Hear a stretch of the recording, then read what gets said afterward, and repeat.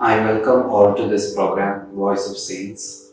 Today, June 9th, our Holy Catholic Church celebrates the feast of Saint Columba. Saint Columba, the apostle of the pigs of Scotland, was born on a noble family in the country of Tyrconnell in Ireland in 521. He studied Holy Scripture under the saintly Bishop Quilon, and when ordained a priest in 546, he opened a school where he formed several disciples. He founded several monasteries in Ireland. He is sometimes called Columba, which is Old Irish for founder of cells. Though austere, he was not morose, and although he often longed to die, he was untiring in good works throughout his life. His zeal in preaching against public vices offended King Dermot, and the saint decided to leave his domains, departing from Scotland with a dozen of his disciples. He arrived there in 565, according to Saint Bede. There he founded 100 religious houses and converted the pigs of the north, who in gratitude gave him the island of Iona, a short distance from the mainland. On that island, Saint Columba founded the celebrated large monastery of High, a school for apostolic missionaries and martyrs, and for centuries the last resting place of a multitude of saints and of the kings of Scotland. Later, its monks adopted the rule of Saint Benedict.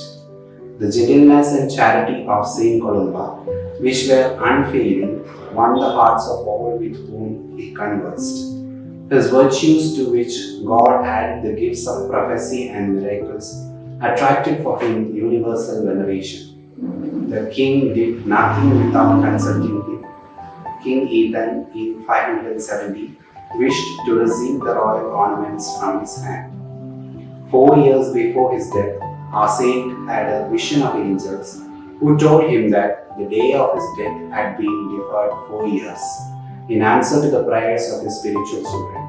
Thereupon the saint wept bitterly for the desire above all things to reach his true home. He was 76 years old and surrounded in choir by his disciples. When finally the day of his peaceful death came, it was the 9th of June 597, when he said to his disciple Dermot, "This day is called the Sabbath, that is, the day of the rest, and such will it be, truly be to me, for it will put an end to my labors."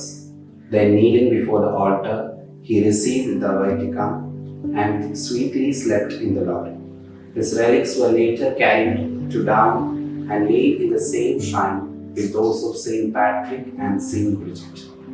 Reflection: how different is the attitude of most men from that of Saint Columba. They dread death above all else, instead of wishing to be dissolved and to be with Christ. The more perfect we become, the more we desire to behold that for which Saint Columba said. On behalf of Saints Fans Association, I wish a happy feast of Saint Columba. Amen.